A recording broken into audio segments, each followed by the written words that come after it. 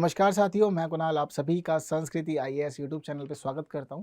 आज हम लोग बात करने वाले हैं भारत और ब्रिटेन के बीच संबंधों में जुड़े एक नए आयाम के बारे में, क्योंकि अब एक नया निर्णय ब्रिटेन सरकार की तरफ से लिया गया है जो अंतर्राष्ट्रीय संबंधों के मामले में महत्वपूर्ण है और इस पर चर्चा की जानी जरूरी है। तो क्या काम किया है? ब्रिटेन गवर्नमेंट ने फैसला किया है कि वह अब भारत को अपनी सुरक्षित राज्यों की सूची में शामिल करेगा।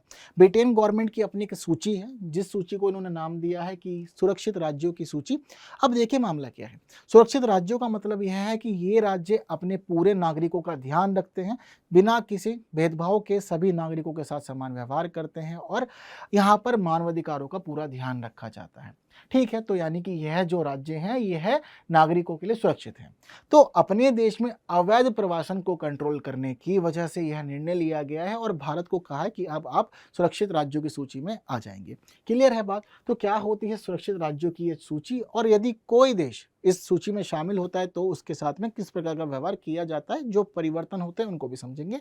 हालांकि समझने से पहले जरूरी है एक प्रश्न आप लोग देखें।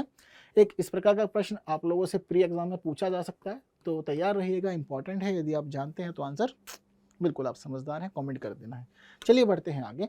तो देखिए, भारत और जॉर्जिया से समस्या सामना कर रहा है ब्रिटेन, और भारत और जॉर्जिया से छोटी छोटी नौकाएं ले करके अनेक लोग जा रहे हैं, ब्रिटेन में घुस जा रहे हैं। अब ब्रिटेन क्या है? एक समुद्री देश, चारों तरफ से आप पानी से घिरे हुए हैं, तो छोटी नौका ले जाकर के आप कहीं भी पहुंचेंगे, आप घुसपैठ कर सकते हैं, वहां जाकर के रहना शुरू कर सकते हैं, जब तक पुलिस आपके मामले पर संज्ञान ना ले, आपके मामले को ना देखे। क्लियर है बात आप लोग को सारी की सारी? तो भारत और जॉर्जिया से आने वाले इसी अवैध प्रवासन को रोकना चाहता है ब्रिटेन। तो उसने कहा कि जो अवैध शरणार्थी आ रहे हैं उसको हम कैसे कंट्रोल करेंगे? चलिए भारत को शामिल कर देते हैं हम सुरक्षित राज्यों की सूची में।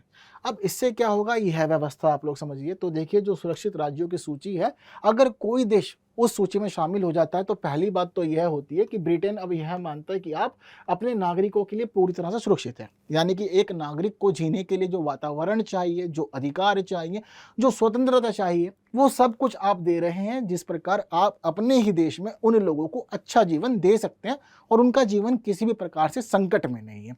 ठीक है, वहीं साथ साथ माना जाता है कि आपके यहाँ जो व्यवस्था है वह स्थायी है, स्थिर है। ना तो राजनीतिक उथल पुथल हो रही है, ना ही तख्ता पलट हो रहा है, और ना ही आप किसी प्रकार के अवांछित युद्ध का सामना कर रहे हैं। हर एक चीज आपके साथ में बिल्कुल स्थिर है। साथ साथ यह भी मानता है कि यहाँ पर नागरिकों के मानवाधिकारों का पूरा पालन किया जाता है। तो यहाँ पर अब ब्रिटेन ने माना है कि जो भारत है नागरिकों के लिए सुरक्षित भी है, स्थिर भी है, और यह मानवाधिकारों को समझता है, उसकी सुरक्षा करता है। ठीक है, अब इस दौरान क्या होगा कि मान लीजिए अगर आप कोई छोटी नाव ले जाते हैं, ठीक है, आप किसी छोटी नाव में गए, बैठे, और आपने फैसला किया कि भाई ठीक है, अब मैं जा रहा हूं ब्रिटेन, अब मुझे यहीं पर ही रहना है। ठीक है, आप फिर समुद्र के रास्ते पहुंच गए ब्रिटेन के किसी तट पर, और पहुंचकर आपने वहां अपना सामान उतारा। अब आपने कहा कि भाई मैं यहाँ रहूंगा। रहूंगा किस प्रकार? ना तो आपके पास में पासपोर्ट है, ना ही आपके पास में वीजा है, आप अपनी मर्जी से घुस जा रहे हैं। जैसे कि हम देखते हैं कि बहुत सारे लोग तार के नीचे से जाते हैं, आप समुद्र से घुस जा रहे हैं। तो इस दौरान क्या होगा कि जैसे ही मामला ब्रिटिश गवर्नमेंट के पास में आएगा तो ब्रिटिश गवर्नमेंट उस व्यक्ति को पहले तो डिटेन करेगी, उसको अपने पास रखेगी, पहले देखेगी कि कोई गलत इंटेंशन तो नहीं है। पता लगता है कि आप रहना चाहते हैं सिर्फ। देखो, दो तरह के मामले होते हैं। अगर आप किसी गलत कार्रवाई को करने जाएंगे, पता लग जाता है जांच पड़ताल में, फिर जो कार्रवाई होंगी वह अपने रूल्स के हिसाब से करेंगे। ठीक है, क्योंकि उनकी जिम्मेदारी है कि वह अपने देश की और अपने नागरिकों की सुरक्षा करें। ठीक है, पर वो पाते हैं कि आप खतरा तो नहीं है। आप क्यों आए थे? आप अवैध रूप से रहने आए थे। चलिए, तो आपको क्या किया जाएगा? आपको बोला जाएगा कि देखो भाई, या तो आप वापस अपने देश चले जाओ, क्योंकि अब पूरी दुनिया का ठेका हम ले लेंगे। मान लीजिए सबको हम ये सोच लें कि सब आके हमारे यहाँ रह ले, तो यह भी संभव नहीं है। ठीक है, आपका अपना देश अच्छा है, अच्छा वातावरण आपको अपने देश में मिल रहा है, तो आप वहां जाके रहिए, व्यवस्था संभालिए। ठीक है, आप चाहते हैं कि भाई आप वापस भारत नहीं आना चाहते, तो ब्रिटेन गवर्नमेंट आपको कहेगी कि ठीक है, आप कहीं और चले जाइए, लेकिन हम आपको इस प्रकार अपने देश में नहीं रखेंगे, क्योंकि आप इलीगली आए हैं। लीगली आएंगे तब स्थिति अलग हो गई। ठीक है, तो आपको या तो भारत वापस भेज दिया जाएगा या किसी और देश में भेज दिया जाएगा। अब इसके पीछे एक बड़ा कारण किया है कि जरूरी नहीं है कि अवैध रूप से सिर्फ रहने ही जा रहे हैं। जैसे कि हमने देखा, खालिस्तानी मूवमेंट आजकल बहुत ज़्यादा तेजी से चला, और तेजी से चला ही नहीं बल्कि कुछ गतिविधियां ऐसी हुई कि भारत और कनाडा के मध्य संबंध सारे खराब हो गए।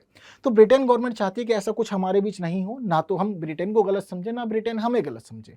ठीक है, कई बार क्या होता है कि आप भारत में किसी घटना को अंजाम देगा और आप चाहते हैं कि आप बचने के लिए ब्रिटेन में छुप जाए, तो इससे भी एक मदद मिलेगी। अगर आपने यहाँ पर कोई क्राइम किया है तो आप ब्रिटेन में जाकर के शरण नहीं ले पाएंगे, नहीं छुप पाएंगे, और फिर गवर्नमेंट आपको वापस भेजेगी कि जाओ। ज़रूरी नहीं है कि हम आपको सुरक्षा दें। क्लियर है इतनी बात?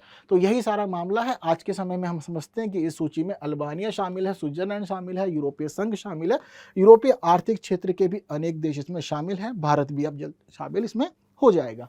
क्लियर है इतना मामला आप लोग को? तो इसका मुख्य उद्देश्य सिर्फ अपनी ही व्यवस्था को सुरक्षित करना नहीं है, बल्कि यह भी देखना है कि जो हमारा दूसरा सहयोगी देश है वहाँ भी सब कुछ ठीक रहे, वहाँ का क्राइम करने वाला बंदा यहाँ ना आ जाए और ऐसा हो कि यहाँ पर आकर के भी थोड़े दिन बाद वो क्राइम ही करने लग जाए। क्लियर है? तो हर एक मामले को सुलझाने के लिए बनाई गई है सुरक्षित राज्यों की सूची, और सुरक्षित राज्य के जो नागरिक हैं उनके साथ कुछ इस प्रकार का व्यवहार ही किया जाता है।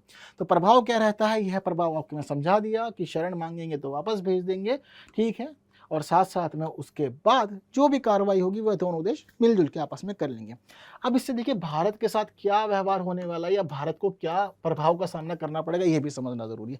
हमें पता लग गया कि नागरिक पे क्या प्रभाव पड़ेगा, ये तो हम जान गए, जो व्यक्ति गया इलीगली उसको तो वापस भेजेंगे, बट अब भारत को इससे क्या फायदा होगा या क्या नुकसान?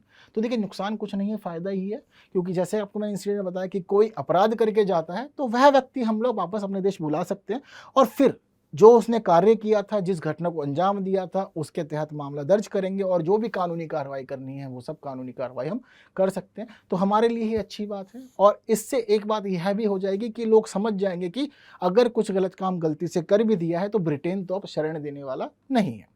क्लियर है इतनी बात? तो बस इतना ही बेसिक सा कंसेप्ट है। यदि प्री के एग्जाम में आप लोगों से कुछ क्वेश्चन पूछा जाता है तो इस प्रकार का एक प्रश्न आप लोग के सामने आएगा, जिसका आंसर अब आप लोग बहुत ही इजीली दे देंगे। तो जल्दी से इसका जो आंसर है आप लोग कमेंट कर दीजिए, देखते हैं कितने लोगों ने सही आंसर दिया है, फिर अगली बात हम लोग करते समझते हुए आगे बढ़ेंगे।